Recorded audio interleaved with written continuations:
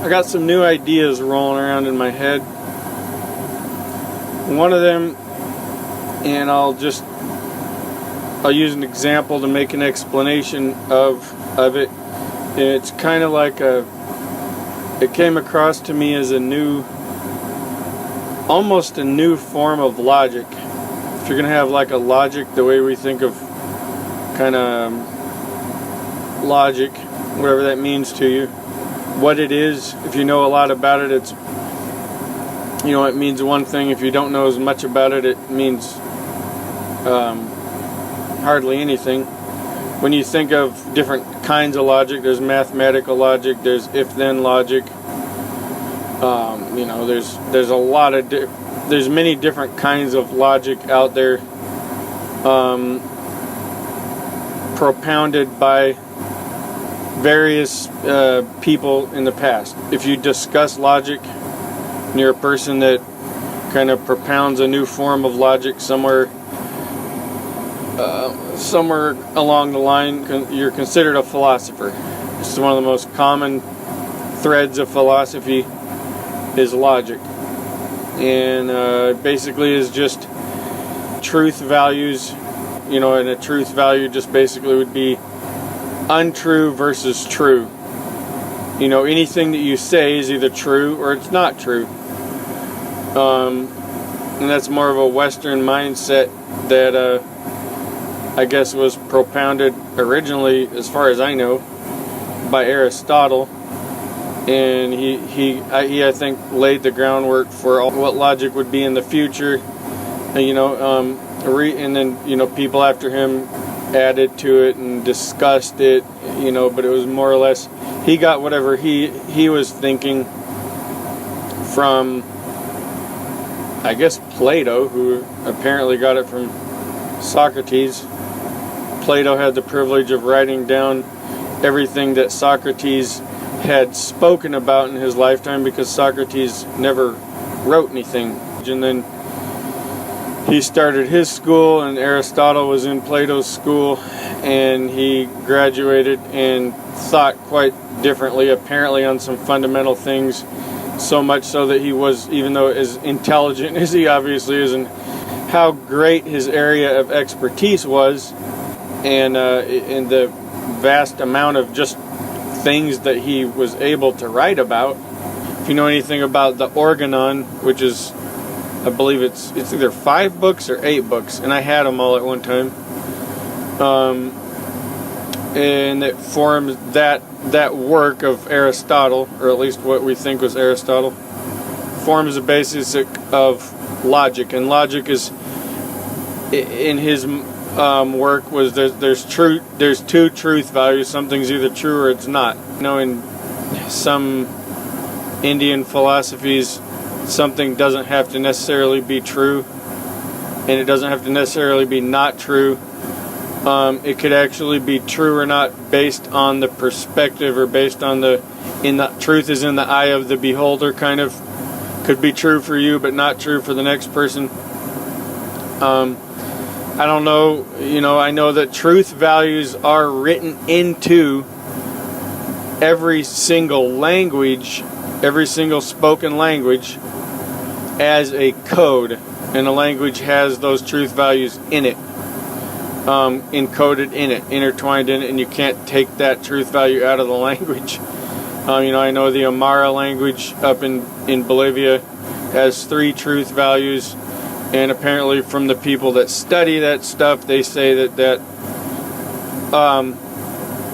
is what causes issues between the Aymara culture and the Western culture, and causes misunderstandings, and causes those 2 people groups, basically just the Western Spanish, English speaking world from Europe and the United States, and even the more modern Bolivians and so forth, to not like the Aymara people, or and probably this goes for the Quechuas and other people of that culture, and causes those Quechua and Aymara and other cultures to not like the newer Western culture. It has something to do with these truth values that the West has 2 truth values, and the the ancient, and this probably is for a lot of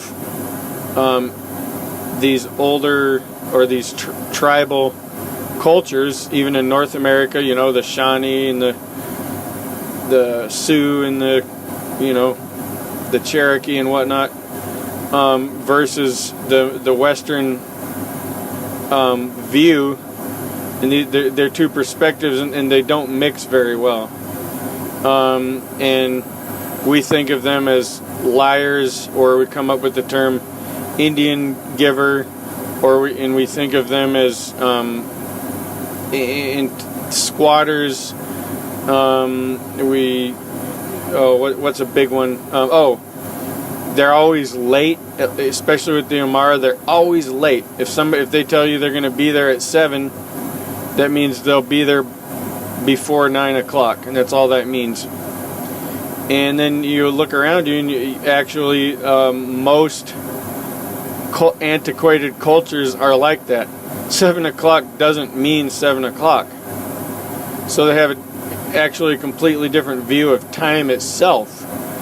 The word time doesn't even have the same meaning for them. There's a book written on the Hopi culture, and how they didn't even have words that meant anything like what the English words for time meant. They didn't look at it the same way. They didn't have the concept of time, at least in the way we think of time, as a linear, marks on a ruler, yesterday, today, and tomorrow. They didn't have that. And so there was always these communication problems and misunderstandings and differences in culture that never could get ironed out until those people started speaking Spanish or English, at least in the examples that I'm using. And that could be boiled down to very fundamental concepts that they had in how they viewed the fabric of reality on a very profound, basic, elementary level. And it was woven into their language, and until they stopped using certain words, it was almost impossible for the white man to do business with them, to have anything almost to do with them. They didn't view property as being able to be owned by someone, was kind of one. Or that if you said 7 o'clock, that it meant 7 o'clock. And it had to do with these very fundamental principles woven into their language that caused them to understand reality a certain way. And it was not wrong for them to, let's just use the example of breaking a peace treaty. They didn't understand it that way, and therefore it wasn't wrong for them. But the white man was breaking their peace treaties as well, and thinking it was wrong while they were doing it. So, we were doing something wrong, and they were doing the same thing, not thinking it was wrong. At least that's what in my studies of anthropology and philosophy and ethnology and human thought and how it works, that's at least how I've come to understand these things. And this is kind of the way cultures have related to each other. I am so fascinated by it. I could sit there and study this stuff and all day and never eat. And I could talk about it all day and forget to eat. That's literally how awesome it is to me. I love it. It's so insanely fascinating to me. And how a perspective on reality that someone has changes everything about their life. It's fascinating how just a basic small thing in someone's view of reality can change everything else. Positive thought is another huge nut that I want to crack. And how someone who just has a good attitude and goes around talking about things in a good light and thinking of things in a good light and good just meaning that they imagine that things are going to be good in the future. Something that basic, as opposed to someone who imagines that things are going to be bad in the future, regardless of whether that's tomorrow or next year or in 10 years or whatever. Or even, someone who more or less just thinks that, no, it's all good. Yeah, it's going to be good. As opposed to the person who thinks, no, it's bad. It's going to be bad. That basic, it's almost hard to put it into words, except as, positive thought, or whatever. Or the power, people talk about affirmations, the word faith movement and charismatics talk about it a lot. Well, Joel Osteen, it's kind of forms a core principle of the New Age movement, except that the people in the New Age movement rarely ever practice it. Seems to me, I think they study it as out of curiosity, like, wow, this is cool, but they, and a lot of New Agers, what you would call New Agers, when they do actually use it and they start being positive and their life changes as a result of it, they're no longer considered New Agers. They're considered, I don't know, just somebody who actually did something with his life and made a mark on society. I mean, I could point out hundreds of them. They're everywhere. They're not considered. You don't consider. Man, you see, I'm so bad with names, and that's a fundamental thing that's inside of me that needs to change. I don't know why I'm so bad with names. Whatever that guy's name is, he's the biggest motivational speaker out there. What's his name? Oh man, I'm gonna have to edit all this out. Whatever, he's the biggest one. That guy. You wouldn't think of him as New Age, There's another guy. He's the president of the. I can almost remember his name. He's the president of the Math Society. I believe it's the Math. He's called an ambassador. He's the head ambassador or something of the Math Society. Anyway, it's just a society that basically tries to make math more interesting in schools, I think, more or less. But what they're doing is pretty awesome. They're trying to, the educational system, at least in the U.S. and probably abroad for the most part, or to some degree, approaches math from a completely wrong angle, and they teach it wrong. But if you listen to him, he's a powerful motivator. He's awesome. And he, again, is just because he's taken a positive view of reality, and he's chosen to kind of think and say things from a perspective of everything being good instead of everything being bad, or and looking at people as good people instead of looking at people as bad people.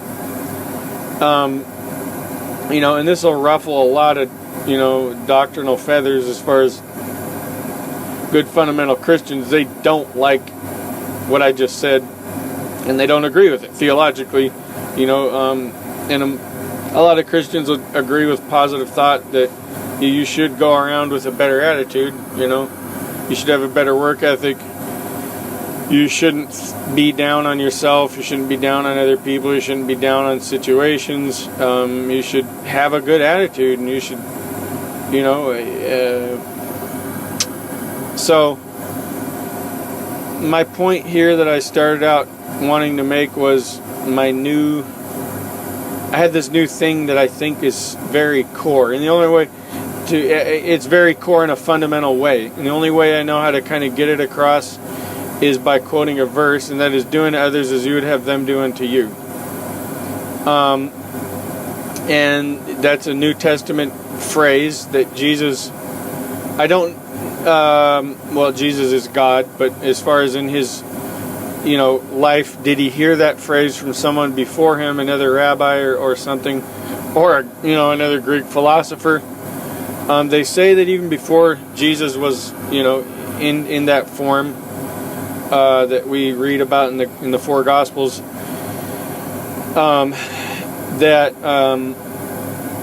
there was another phrase going around, I guess coined supposedly, and I'm sure this goes way back further than that rabbi, but some rabbi had been known for saying, don't do anything to someone that you would not want them to do to you. And Jesus kind of turned it around and said, do everything to everyone else the way you'd want them to do it to you. Always do things to other people that you would want them to do to you. And he made it more of an active thing that involves deeds, and is kind of forms the fundamental basis of why Christians should have good works, and why if you don't have good works, it shows you're not a follower of Christ, at least. You're not a Christian. There's a Jewish guy, and he is a philosopher, and he's a doctor of philosophy, I believe, and he's got a podcast, and I like listening to him. And he always quotes this as an addendum to his podcast. That which you find abhorrent, never do to another person. But nobody's going to argue with that. We ought to live by that, and if you don't live by that, you might not like rabbis, and you might not like, positive thought, but you sure can't tell me that's wrong, okay? Now, Jesus took it farther, as he did with everything else, characteristic of him. He said, and we quote this without thinking of the import that it actually has. And you can't really, now you're not going to be able to go away and think of this verse the same way anymore. And I'm sorry, hopefully I change your perspective on this by saying what I'm saying right now. But you're going to have to think of Christianity as a works religion now. And it is. You're not earning your salvation after you get saved. Deeds will follow if you're really saved. And that verse, I want you to think of it in a different perspective now. That instead of don't do things to people you don't want them to do to you, that which you would want people to do to you, do to them. So, now you have to kind of think of that differently.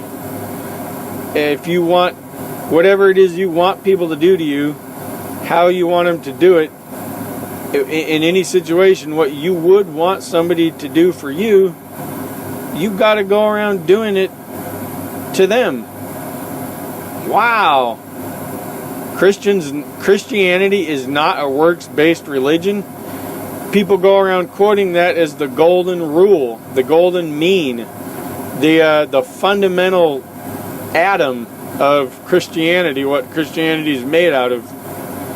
And people have gone astray and made up all these doctrines and said, well, this is Christianity based on, the 5-point theology or whatever. What Jesus said right there, that forms the cornerstone of Christianity, isn't a doctrine. You can't really make a doctrine out of that. It's a modus operandum, I think is how they say that. It's something that you live out of. It's an internal philosophy, and it's an action verb, so to speak, almost. It's not a construct.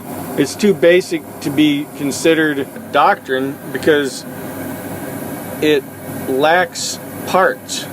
Doctrines have parts. That's why they're called systems, right? And there's many systematic theologies out there. 5-point Calvinism is only one of them, and it's a popular one, at least in the Western world, but there are many of them.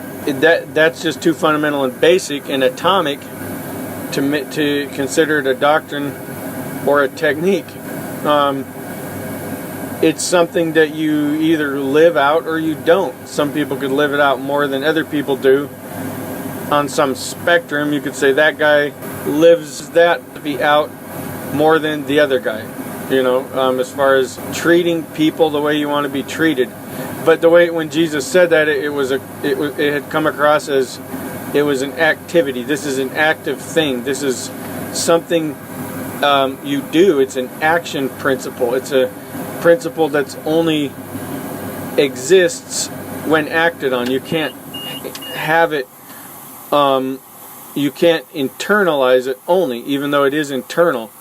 Everyone has a personal philosophy they live out of, regardless of what they say, and it's how they act.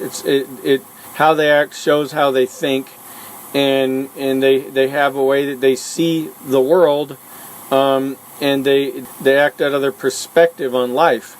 They have a set of principles inside of them that forms their internal philosophy. And the more internalized it is, the more externalized it is. You can't separate the two. So if your philosophy is don't do things to people you don't want them to do, and you've internalized that and you really believe that, you'll live out of that principle. If you're a Christian, you'll live out of actively doing things in every way to people that you would want them to do to you, and how you want them to do things to you. You go around and actively do things like that and say things like that to other people. We in the Western world tend to actually think of that saying that Jesus said more in light of, I just don't do things to people I don't want them to do to you. But the Jews already had that belief before Jesus, came along, or before he entered into his body there during that time. And so that was around before Jesus, and against the backdrop of that already being a doctrine that the Jews had, we should think of when Jesus said, "Do unto others as you would have them do unto you." We think of that as don't do things unto others as you would not have them do unto you, and we actually will say that sometimes. Don't do unto others as you would not have them do unto you, right? But that's not what it says. It's not how it's worded. I can prove it, and you can bring me an Aramaic New Testament, and it'll say the same thing, if you're one of those people. They already had, don't do unto others as you would not have them do unto you. So what did Jesus mean when he said that? He was renovating. He meant it in the same way he meant all of his other sayings. If you look at a woman to go and desire her, which means you don't just have to lust after her, you can go away and not really think anything of her in the moment and go fantasize about her, because the way it's worded, you have to pay attention to this. The Jews already believed you shouldn't look at a woman and go, oh man, and drool over her. That rule is already there, and that conclusion had already been come to a long time ago. So there was something deeper there. And I would say maybe we could say you wouldn't go home and fantasize about anybody, right? You wouldn't think about it. You wouldn't even that would be so repulsive to you to have any sort of sexual thought or feeling whatsoever about any female that you weren't married to, even though you could have more than one wife, or you could have concubines, I guess, or whatever, if you were rich enough. You wouldn't think, if she wasn't in that position to you, you would never be able to think of or feel anything for her. It would be so repulsive and abhorrent back then to a Jew to have anything like that. In the same way with hating a person, and Jesus used the term brother. We can get into that, but they used to say you can't kill somebody or you can't murder somebody. Jesus is saying no, you can't even be angry at him. And we're not, and there was the clause without a cause, and then there was the clause of, well, he has to be your brother. We're not going to go into that. But, as far as just even being angry, wow, most of us as Christians have forgot about that. That you're not even supposed to be angry. How many of us even go around thinking like, man, I'm not going to be angry at somebody, or at a particular person or a brother or anybody. We're angry at people all the time, and we're breaking a direct commandment from the mouth of God himself. Think about that. Every time you're angry at somebody, and you could say, oh, it was with a cause. No. The cause there means something more. Means something, not just, well, I had a good reason he pulled out in front of me. That's not a cause. It's a reason, yeah, but it's not a cause. I guess I've made my point there with that, doing others as you would have them do unto you. We think of it in a passive way, and we think of it as, don't do unto others as you would not have them do unto you.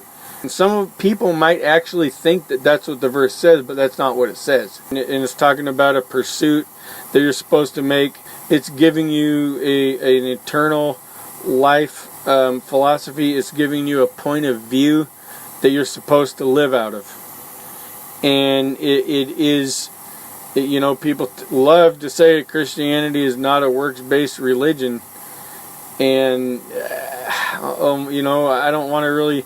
Maybe someday we can try to crack that nut of where is this fine line there, but that's not for today.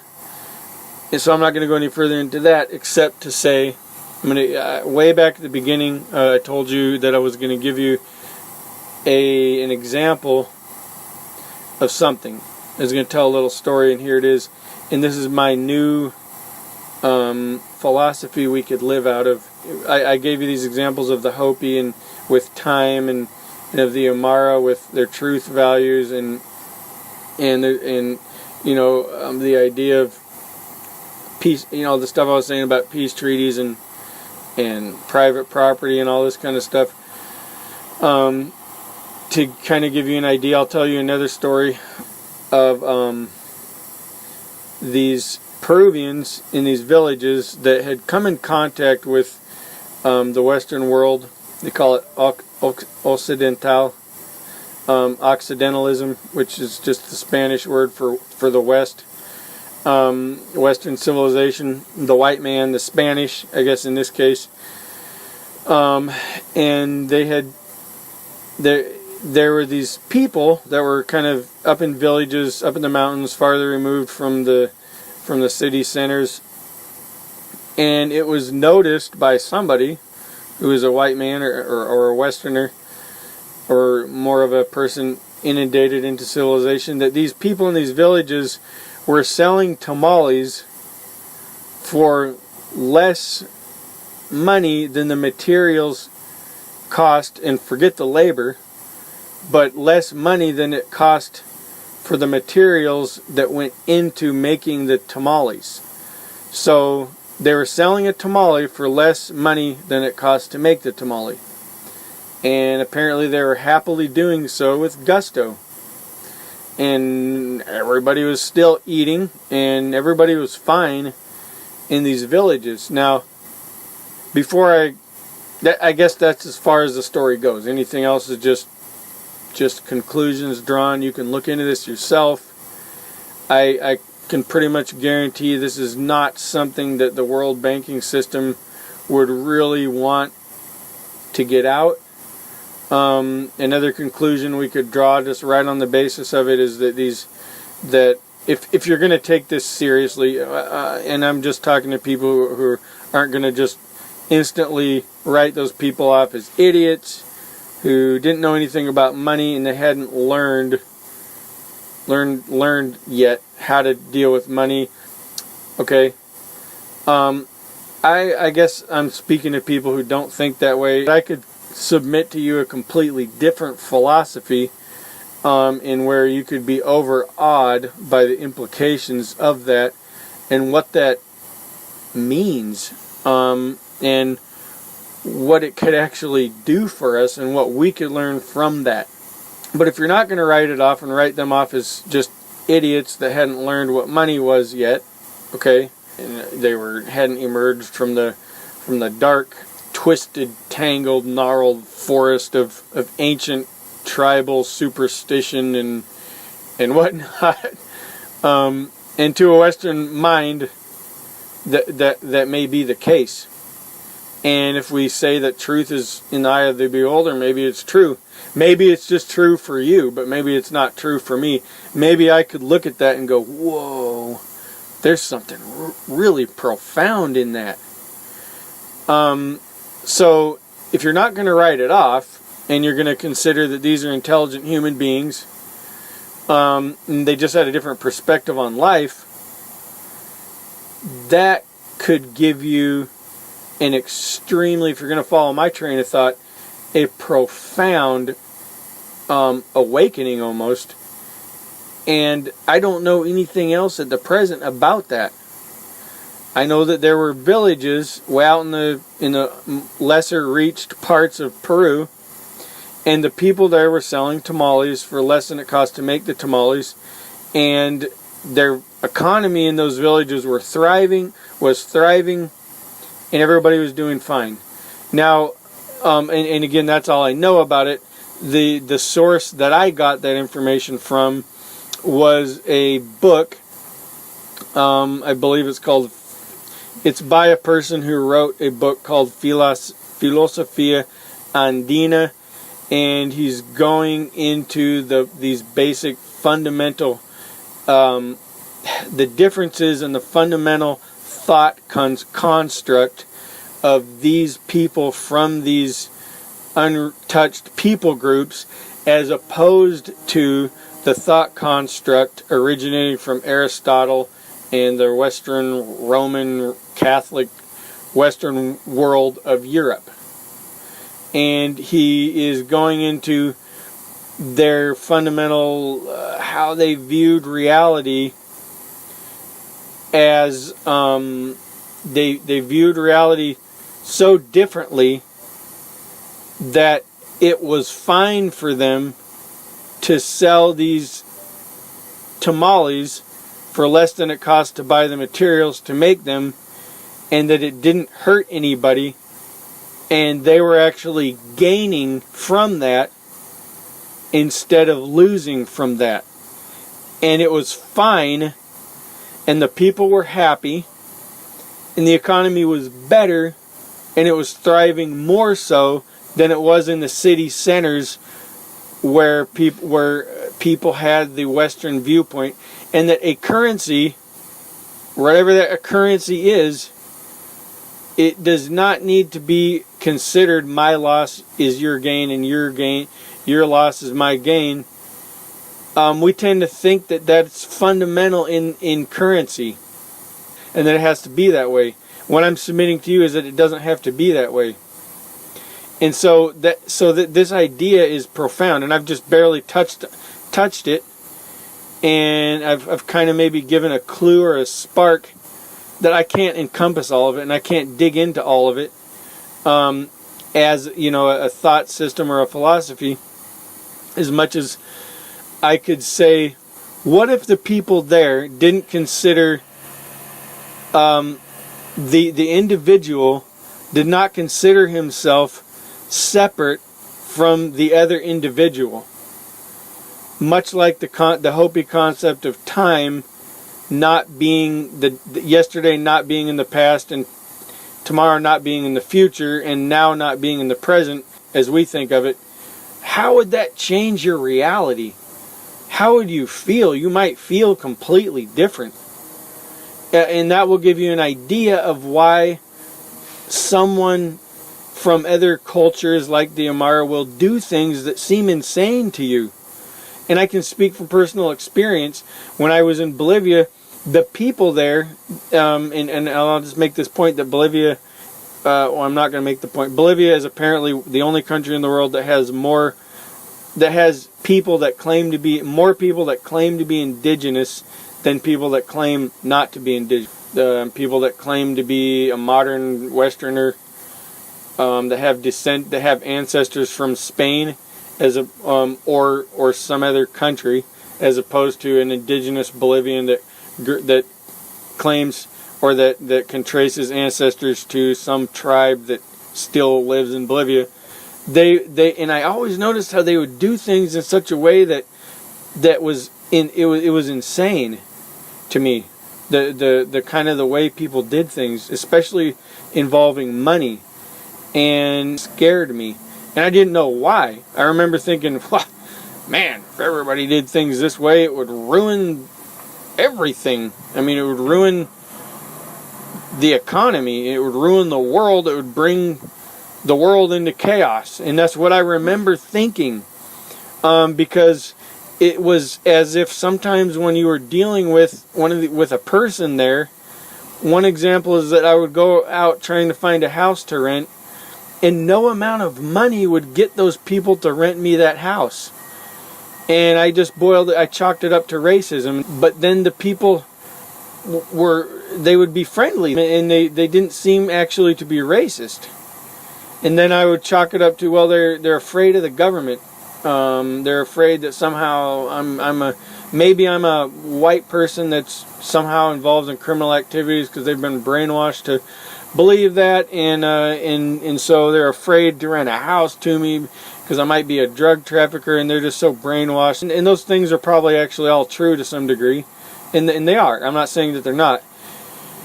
But in some way, the idea that my money, in some ways, my money wasn't getting me anywhere, scared me. And now I've kind of been able to kind of take a look at that from a different angle and go, wait a minute. When I read this thing about the tamales, it was like, whoa, that kind of goes along with what I experienced, because this was in Bolivia. These were Quechua, Bolivia, Peru. I don't know exactly. They're kind of indistinguishable when you're talking about these cultures. That's just the line between Bolivia and Peru is just an imaginary line that somebody came up with, but that doesn't really affect the people groups that live in those areas or the mindset. But what if we were to think of it as that these people that with these tamales lived out of a philosophy that I'm not really me and you're not really you, we are really we, and they don't go beyond that. See, that's pretty bizarre to the modern mind. That's pretty bizarre to the Western mind. It sounds utterly pagan, and it actually sounds non-Christian. Like it sounds like something out of Taoism or Hinduism or something. Dharmic philosophy, Eastern philosophy, as opposed to Western philosophy, and we cringe at that because it sounds not Christian. But I submit to you that there's something completely different at work here.